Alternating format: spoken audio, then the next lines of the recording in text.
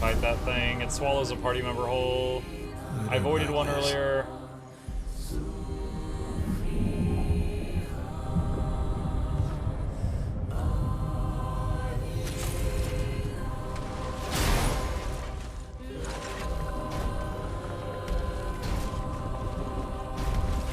This is gonna be tough.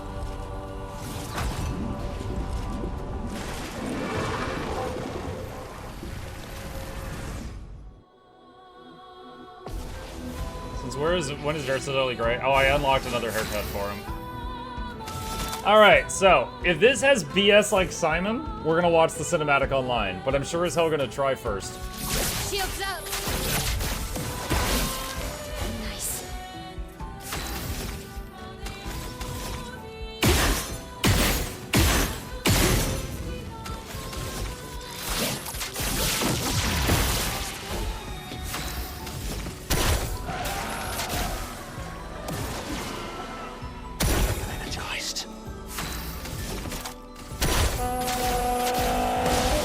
So much potential.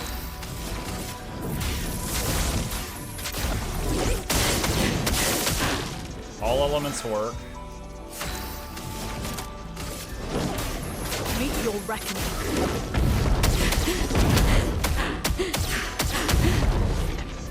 Let us stay. Damage-wise, she's not too spongy.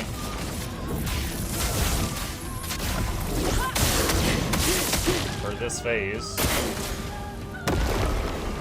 Brace yourselves. She summons powerful Neverons.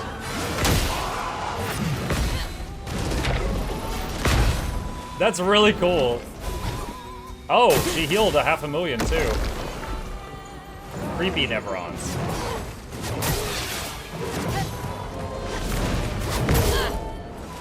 Wow, this is disorienting. Cool though, and she healed another 1,000,000.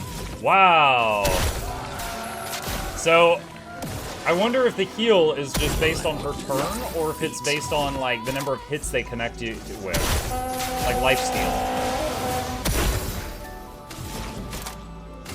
If it's just based on her turn, then you have to do more than a certain amount of damage to even give her a healing.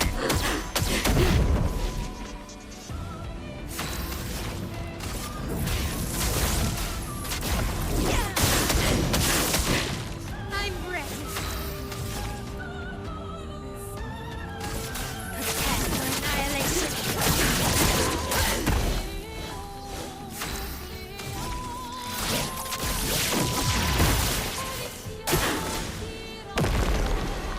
On me. Musical Neverons.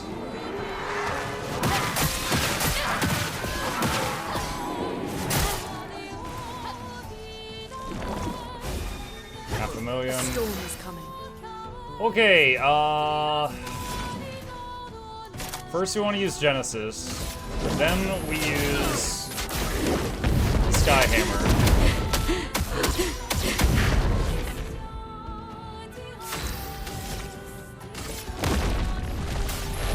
Doors of Chroma, open!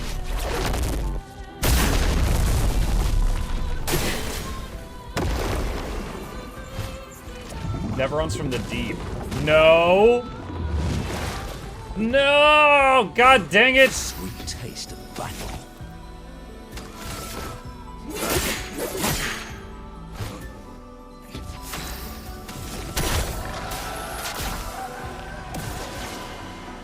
Let us stain them. Elements converge. Okay, was it Lunate? Dude, I'd have to start over if it was. I went all in on her. As far as my damage dealer goes. Okay, is there a phase 2? And do we get my L back? Beat Clea. Alright, I'm gonna be, like, one, that was a cool fight. That was cool. Obviously, I was a bit overtuned for it. But at the same time, she was healing for 1,000,000 a turn. And also, she stole a party member, and I couldn't really get it back. Usually those big guys, if you can break bar them, they'll spit the party member back out. I don't know, since she summoned that dude, I don't know if you break bar Clea, if you would get my L back in this situation. I also think that when they're like, "Are you sure you want to open the door? Are you really sure? Are you absolutely positively, absolutely sure?" Like, I think that was a bluff because Simon, as of course, is on a whole nother level from this. Clea's life. On turn start, if no damage taken since last turn, recover 100% health. Huh. That's kind of cool. So it's like, if you're bad enough that you get hit occasionally, but good enough that it's not that often, it's better than regen.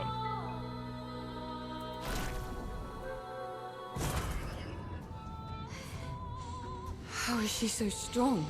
She's Claire's creation. Wait, one of her eyes changed back. Claire?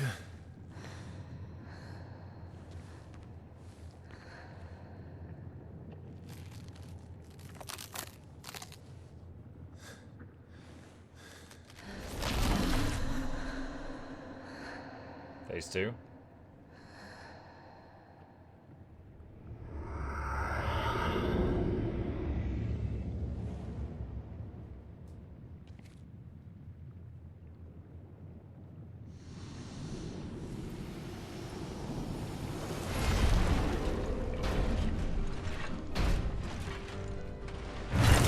Is she killing herself? The light! Oh, shoot, I hate when I'm right.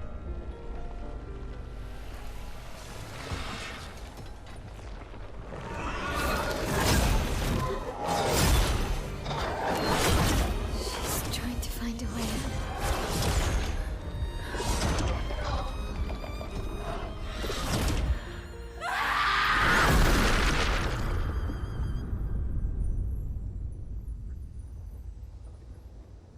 Wow. So the Clea underneath the painted over Clea was like trying to escape?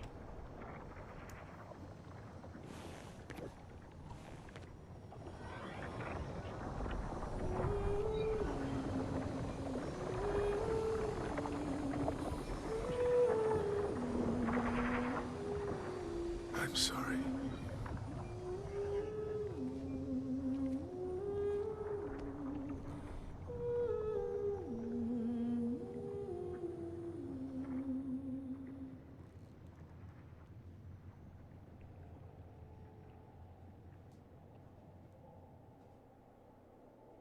Dude, that was wild. I didn't know there were any heavy moments like that left.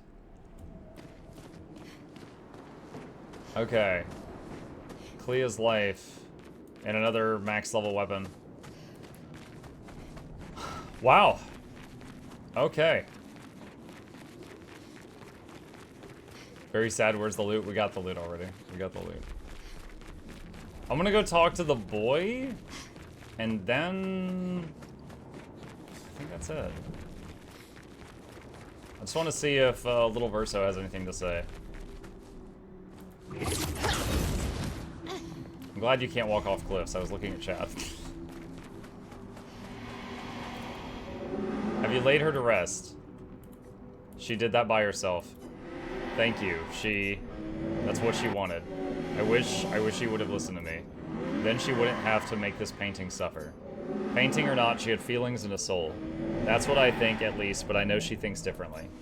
For me, everything in this canvas is as much alive as what is outside. Esquier, the Gestrals, the Grandis, even Aileen's paintings. I welcome them all. Paintings should be a celebration. Just like music. Thank you for taking care of her. It may not be much, but would you accept a gift from me?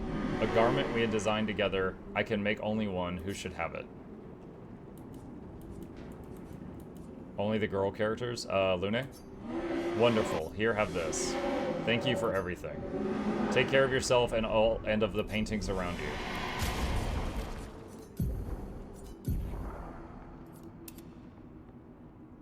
Oh, it's Clea's outfit from when you're outside the painting.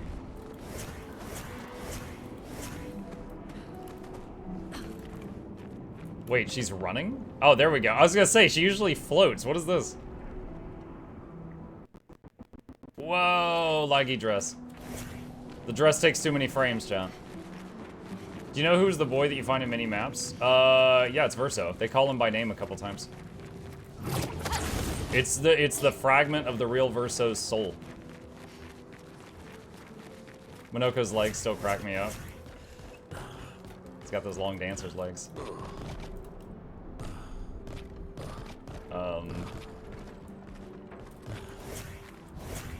His legs broke, Lieutenant Dan. Nice, you paying attention? Of course I'm paying attention. I'm super sharp. Now to Simon you go. No, I'm not doing Simon. Simon, I know the combination of Pictos to one-shot kill him, which sounds stupid. And I know if I go there with As I Am Now, when I get him halfway down in phase 2, which, don't get me wrong, will probably take me hours of practice of parrying, when I get him halfway through phase 2, he will kill the whole frontline party, and then I have to kill him with the backline. Which means I have to level up my backline party. And I don't want to do that. Just to show you, Heisen, how I played the game, just doing my thing. Give me just a second here. So, look at the Luminas. I've been using Mael and Minoko as support, and they just basically enable Lune to do, you know, big damage. I've not been using these two at all. So, prepping them to finish off Simon would take a massive amount of time. I just don't wish to do that. Can you power level the backline somehow? I would need to farm Luminas for a long time. I don't wish to do that. It's the Octopath Traveler 2 situation again. So, like, once I came to that conclusion, I explained my reasoning to chat, and then we watched the Simon Death cinematic on YouTube. Yeah, I mean, it was a cool fight. I spent about 35 minutes beating Simon phase 1, and then we saw phase 2. I started working on that, and then I respec'd and got more damage out of Lune, and then I found out about the forced, you have to use all 5 people thing, and I was like, that just broke me. That's pretty much why I didn't kill him either. I didn't want to have to level my backline up because I enjoyed playing with my main 3. Yeah. I love the Simon fight. Pretty satisfying to parry all of his attacks. Yeah, I got to phase 2, so I haven't learned, when he says, like, the Blade of Lumiere and Lightspeed, those 2 attacks are new to phase 2, so I haven't mastered those yet. But the combos he uses in phase 1, and then he just devils them in phase 2, I got that down. But yeah, I don't want to have to grind for the backline. So we just watched it on YouTube. I skipped the kill the frontline phase accidentally. Yeah, if you hit him hard enough, like we saw a video of someone hitting him for 70 million. If you hit him hard enough to go from above 31% health to dead, he skips that mechanic. But, yeah. You got this mug, just don't one-shot it? No, shut up, Heisen. Alright, so at this point, I have done everything in this game that I have found other than Simon, which I've explained my reasoning for that. So I think, I'm sorry, we finished it earlier. Also, the Endless Tower, the final boss, I thought it was going to be a lot tougher. We melted it. And then Clea, we melted Clea as well. Clea's like, do you want to fight her? Are you sure? This is the strongest enemy ever. Are you positive? She's going to kick your ass. Are you really? And I'm like, yo, yes, my safe word's pineapple. Let's go. And then it was not that bad. Like, she had some moves. She self-healed for like 1,000,000 a turn. So fortunately, like, I think if I hadn't respec'd Lune recently, because of my trouble on the Simon fight, I would not have been able to out damage her healing. But yeah, we beat Clea. We beat Endless Tower today. It was cool. I'm glad we did it, but yeah, I'm glad they weren't like Simon level. And honestly, part of the reason Simon is so tough is the gimmicks, right? Like, you cannot res, you have to use your backline, you can't use blocks, you know, stuff like that. Did you beat the serpent? If you mean the flying serpent in the sky that has a nose that looks like a lighthouse, then yes. He kept stealing your AP, really annoying fella. That is definitely one of the top annoying fights. I don't know if he's the most challenging, but very annoying fight. Alright. Okay, chat. I'm satisfied. Let's talk about it. So we've got a tradition on this channel. We've got a tradition. Whenever we finish up a game, or I feel like I'm done, we do a little review. And I feel like it's that time. So, let's break it down. Expedition 33. I'm going to tab out just so it's silent. So Expedition 33 was an amazing game that a lot of people are saying it's probably going to be Game of the Year. And I think it's possible. Kingdom Come Deliverance 2 came out this year, and so did Split Fiction. Those were both amazing. But let's talk about this. So, in terms of story, I think it is S tier. The story is S tier. Now we're doing the review at the end of the game, so I'm going to say spoilers here. Going through it, like, at the beginning, you don't know what's going on. There's the whole, the numbers painted, and then those people, if she paints 33, then everyone 33 or older dies. If she paints 34, everyone 34 or older dies, etc. You find out that there's been many expeditions, that she started painting at like 100 and counting down, and everyone's like, we hate the paintress, she's killing us. And you see Gustav's girlfriend get gamaged, and it's like really rough. And I think part of the reason the scene is so rough is you see like little children holding like their mommy and daddy's hands, and then their parents turn to dust, and it's just like, oh my god, like it was a heavy scene. Like that was a hell of an opener. And then like they try to throw a party, they try to be happy about it, and then they send out the expedition, and they go to the mainland, and then immediately it's like freaking Normandy. Because Renoir shows up and starts just, he decapitates a guy immediately and just starts murdering everybody. The giant, hand monsters that look like they're out of Dark Souls show up and start killing people.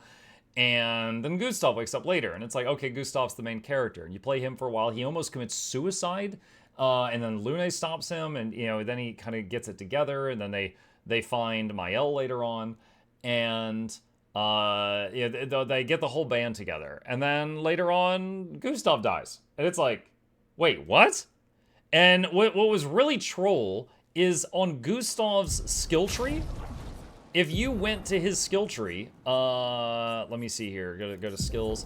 He had locked things, like they were going to unlock later, and then he dies in the story. Like, those freaking trolls at the game devs, they were like, they put some like locked skill things in here that are fake, so that you don't pick up on the fact that he's going to die halfway through the game. Like, that is clever. That is freaking clever. Also, in some of the freaking cutscenes, the footage for the game that has Verso in it, like they used for trailers, they edited in Gustav for those cutscenes. Like, they really sold it. They really, really sold that. So, we go on, and then, we're going through the story, and then, like, there's the big twist where you find out the paintress wasn't killing people, she was saving people from Renoir. And then Renoir kills everybody.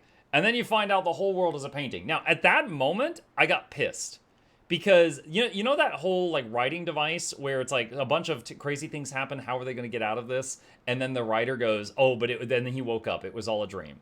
Like, that bullshit? I hate that. So many people hate that, I'm included. All right? When she woke up, and you're playing Alicia, and she woke up in the manor, and you find out all of that happened in a painting, I got so mad. I was like, nothing mattered until this point. But they did a very good job of making me get reinvested into what I had just disconnected from. Because I'll be honest with you, I checked out then. I really checked out then. And then they really made me reconnect with like what was in the painting and made me care about it. But at the same time, I want to know more about what's happening outside in the real world. Like, who are the writers? Like, the writers are the ones that started the fire that killed Verso and maimed Alicia. And they're at war with the painters. But, like, who are they? Like, did they just throw a Molotov cocktail? Or did they use their own magic somehow? Can they go into stories that they write? Like, I want to know more about what's going on in the outside world. All we know is that, Verso, when he was alive, painted this world. And then Mom is, like, basically addicted to it and won't leave. And Dad went in to get her out, but she's stronger than him in painting. So she locked him in a tower for 69 years. And he's like, it's fine. She's crazy. And, and he's not even too bent out of shape about that. And then, Clara comes in here on occasion, stuff like that. So it was crazy. And then we found out that Renoir wasn't even Renoir, that the curator was Renoir, and our Renoir was just a painted Renoir. And it was just, there was so many levels to this. It was a fantastic journey. I will say I hate the endings because I'm just the kind of person that I don't like a sad ending. And there were two endings and they were both sad. So, I give them that.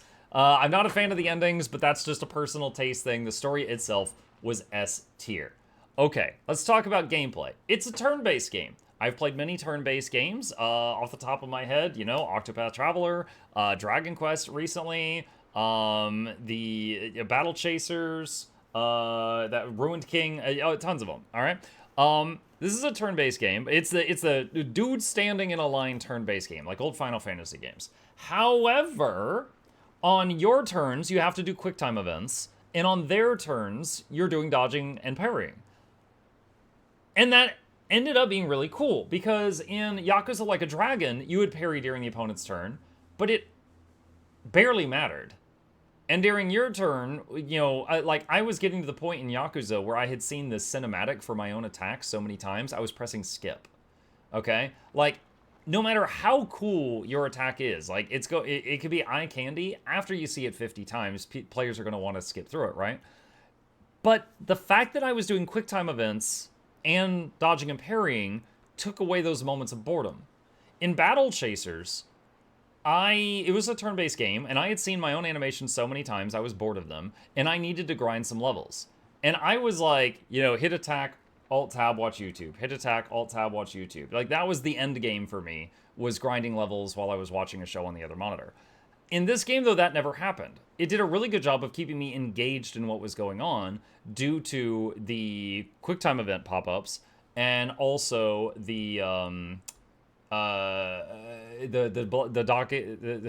to say dodging and blocking. The blocking, the dodging, and the parrying and all that stuff like that. I actually wonder, the QuickTime event, you know how the QuickTime events were always the same button? I wonder if it would be better if they were different buttons. Like, you know, press Q, now E. But I don't know if that would be too much. You know, with how fast-paced the game can get, I don't know if that would be too much. Because, like, most other games I've played with QuickTime event pop-ups, you know, it's different buttons. Like, it could be the left click or the right click or the space or the Q or the E or the R or whatever. So I wonder if they ever tried that when they were doing, like, beta testing and stuff like that. Then, you know, in terms of the characters, they're pretty cool. I would say Monoko's probably my favorite just because of, like, the really crazy kit he's got and all the wild stuff he has. Lune was pretty cool as a damage dealer for me, and she was the only person on the team that had a Resurrect. CL has some cool stuff, but the thing is that her whole Foretell system was just the WoW Rogue combo point system. You know, it was like, I use A abilities, then I use B abilities, repeat. And I just got bored of that, but she has a really powerful kit. She's top tier in many, many endgame builds. Verso was just Gustav 2.0, so I didn't really play him much, but, you know, he's just damage. Mael, a lot of people built her as damage, but I was really drawn to the fact that she had skills that she would take heat for her party. So I built her as a tank. She's got almost 15,000 health right now and over 2k defense. I built her to basically soak the attacks so the party could go crazy and enable them. And I had a lot of fun playing like that until I got to the point where it didn't work anymore. But I really enjoy all the different ways that you could build the characters. Like, she can be a tank, she can be a buffer, she could be damage. He could be literally anything. She can be a healer, she could be based on fire, ice, or lightning, or earth, or a combination of them. So she's got like 5 or 6 different variants. Hello, thank you. And I think that's really good. Now, the Pictos and the Luminous have a disgusting amount of depth to them, which results in everything from people are doing like 0 damage to bosses and they can't scratch them to you can one-shot kill bosses. That is both cool and also I hate it at the same time. Because I will say, if it was not for the fact that you can get that disgustingly strong in this game and that one gimmick on Simon, I would have been happy to spend the next week mastering and killing that boss. But because I've seen someone just go, oh, if you put this and this together, it hits them for 70 million. It's like I've lost all respect in the fight and I've lost interest. Now, that's a personal take. Not everyone's going to agree with that. Some people like big number Unga Bunga. I just feel like they've left me in charge of balancing the game.